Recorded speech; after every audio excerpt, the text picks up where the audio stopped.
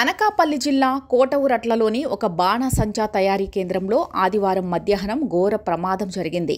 అకస్మాత్తుగా సంభవించిన పేలుళ్లలో 8 మంది మృతి చెందారు. అయితే ఈ ఘటనపై విపక్షం వైసీపీ స్పందించేందుకు సమయం తీసుకుంది. కానీ ఈలోగానే ప్రభుత్వం చేయాల్సిన పని చేసేసింది. వైసీపీ స్పందించే సమయానికి అన్నీ జరిగిపోయాయి. దీంతో జగన్కు ఛాన్స్ ఇవ్వకుండా చంద్రబాబు సర్కారు హుటాహుటిన స్పందించింది టీడీపీ నాయకులని చెబుతున్నారు. అనకాపల్లి ఘటనలో 8 మంది అక్కడికక్కడే చనిపోయారు. మరికొందరు తీవ్రంగా గాయపడ్డారు.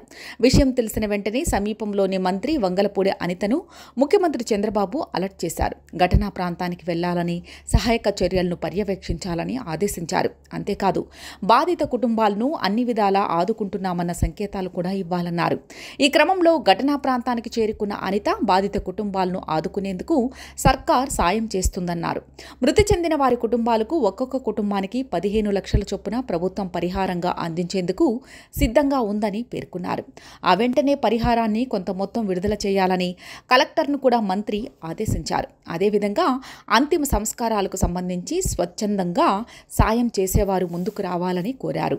ఇదంతా కూడా కొన్ని గంటల్లోనే జరిగిపోయింది. అయితే తీరిగ్గా వైసీపీ అధినేత మాజీ సీఎం జగన్ స్పందించారు. అనకాపల్లి ఘటనపై తీవ్ర దిగ్భ్రాంతి వ్యక్తం చేశారు. ఈ ఘటనలో పలువురు మరణించడం, మరికొందరు తీవ్రంగా గాయపడ్డం తీవ్ర విచారకరమన్నారు.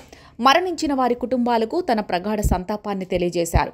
ఈ ప్రమాదంలో మరణించిన, గాయపడ్డ వారి కుటుంబాలకు తోడుగా నిలవాలని, బాధిత కుటుంబాలు తిరిగి కోలుకునేలా అన్ని రకాలుగా ఆదుకోవాలని రాష్ట్ర ప్రభుత్వానికి విజ్ఞప్తి చేశారు. అయితే అప్పటికే సర్కార్ సాయం ప్రకటించడం, మంత్రి హుటాహుటిన అక్కడకు చేరుకుని సహాయక చర్యలు పర్యవేక్షించడం కూడా అయిపోయిందని ముఖ్యమంత్రి కార్యాలయం మినిట్స్ విడుదల చేయడం గమనార్హం.